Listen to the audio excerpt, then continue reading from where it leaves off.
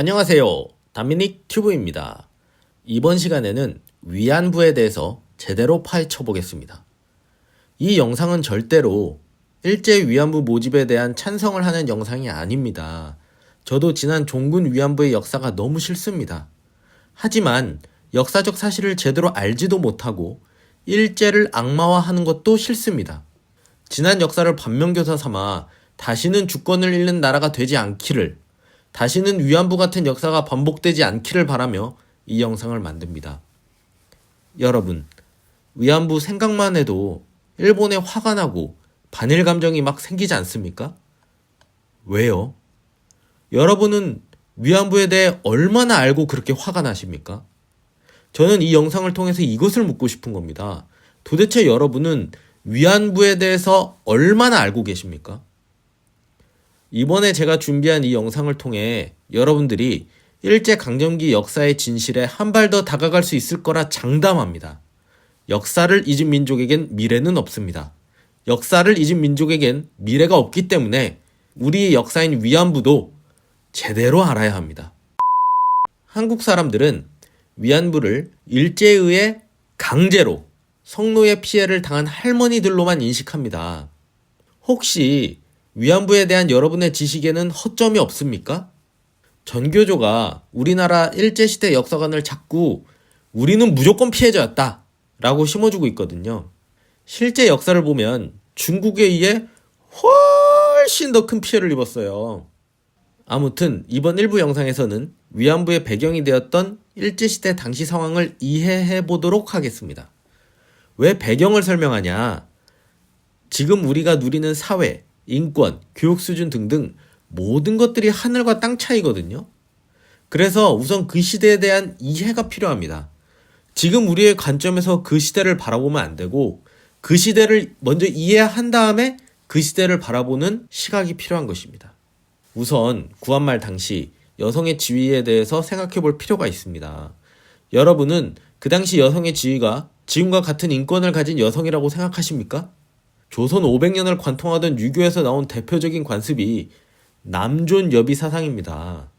그래서 조선에서는 여자로 태어난 게 죄라고 할 정도였습니다. 양반의 여식으로 태어났어도 기본적인 글 공부만 가르쳤습니다.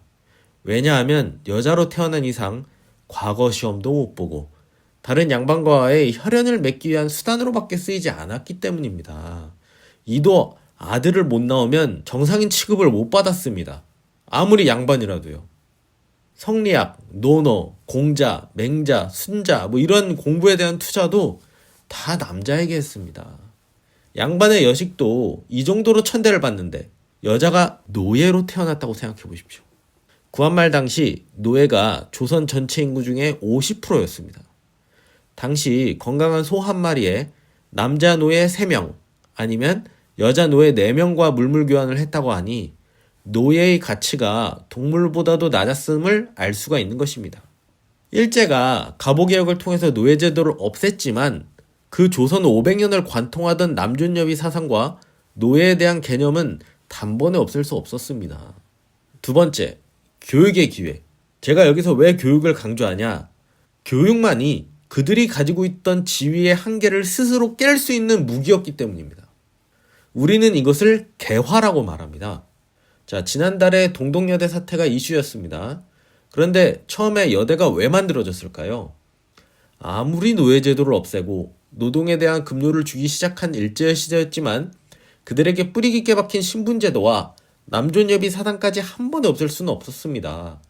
공부의 기회 역시 모두 남자에게만 주던 것도 바뀔 턱이 없던 것입니다. 참고로 1910년 아동의 이런 배움을 얻을 수 있는 기회는 4% 정도밖에 안 됐다고 합니다. 그래서 그 당시 깨어있던 몇몇 지식인들이 여자에게도 교육의 기회를 주자고 만든 것이 여학당, 여대입니다. 강제로 여성만 입학할 수 있게 만든 교육기관인 것입니다. 하지만 당시에는 금전적인 여유가 있던 사람들만 그 기회를 가질 수 있는 경우가 대부분이었습니다. 그래서 앞서 말씀드린 대로 교육이 개화라는 측면에 있어서 매우 중요했고, 그래서 이승만 박사께서도 하와이에서 여성교육에 힘쓰셨고, 대통령이 되시고도 전 국민 대상으로 하는 기초교육을 엄청 중요하게 정책적으로 이끌어 가셨고 여러 교육 정책을 추진하셨던 것입니다. 일제시대에 근대화가 되면서 신식문물 및 교육기관들이 들어오지만 모두에게 혜택이 돌아가진 못했습니다. 그런 혜택들도 부자이면서 남자에게 먼저 돌아가기 일쑤였습니다. 그 당시 대부분의 여성들은 초등학교 근처에도 가보지도 못하고 집안 살림만 하거나 농사일을 도왔습니다. 일제시대에는 도시와 시골 간의 격차가 지금은 상상도 못할 만큼 컸습니다. 여러 지식인들의 부단한 노력이 있었지만 한 번에 모든 것을 바꾸진 못했습니다. 동덕여대 설립자께서 그 설립 취지를 아는 제가 봤을 때 이번 동덕여대 사태로 본인이 세운 대학교에 다니는 학생에게 모욕을 당하신 것에 참 마음이 아프네요. 자, 세 번째, 우리 조혼이라는 개념을 알아야 합니다. 조선시대에는 여식을 빨리 출가시키고 싶어 했습니다. 그냥 이게 문화였습니다. 당시 대부분 사람들이 이랬다고 그냥 받아들이셔야 합니다. 무슨 사극같이 로맨스, 사랑, 연애 이런 거 있었던 것 같습니까? 그 당시에 남녀가 서로 사랑을 해서 결혼한다? 뭐? 연애? 사랑? 어디서 사랑 타령 같은 소리 하고 있어? 그냥 부모들끼리 맘맞으면 결혼하는 거지? 그러면 소는 누가 키우나? 소는 누가 키워? 얼마나 조혼이 성행했으면 갑오개혁 때 일제가 조혼을 금지시킬 정도였습니다. 그 당시 일제가 제시한 조혼 제한 나이가 몇 살이었는지 아십니까? 남자가 20살이고요. 여자가 16살이었습니다. 16세라고요.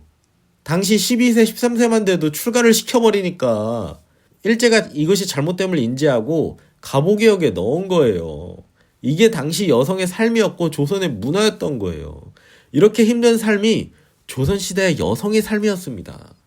일제가 갑오개혁부터 지속적으로 조혼을 없애려고 갖가지 노력을 다해도 일제시대 안에서 이 조혼이라는 조선 문화가 한 번에 뿌리 뽑히지 못했습니다.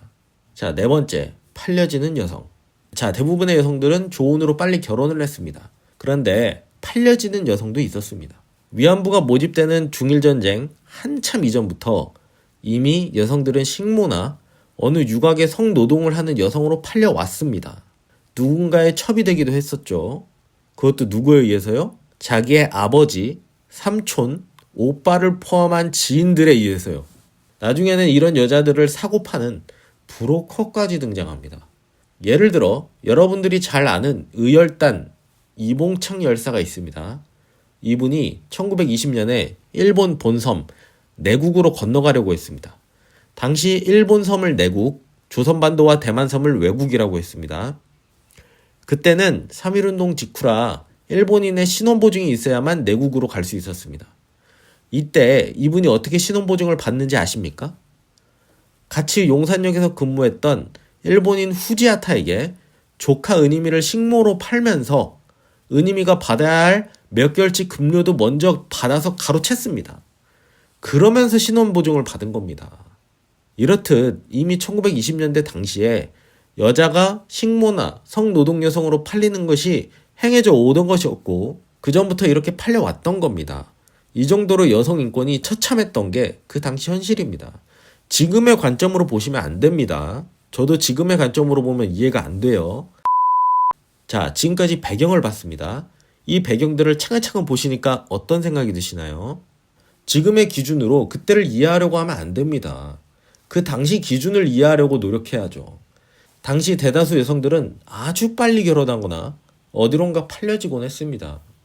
지금 사람들 생각으로는 식모로 어떻게 저렇게 어린애들을 팔 수 있냐, 어떻게 성노동 여성으로 저런 어린 여자애들을 팔 수 있냐, 게다가 팔면서 몇 개월치 혹은 1년치 월급을 어떻게 가로칠 수 있냐 생각할 수 있죠.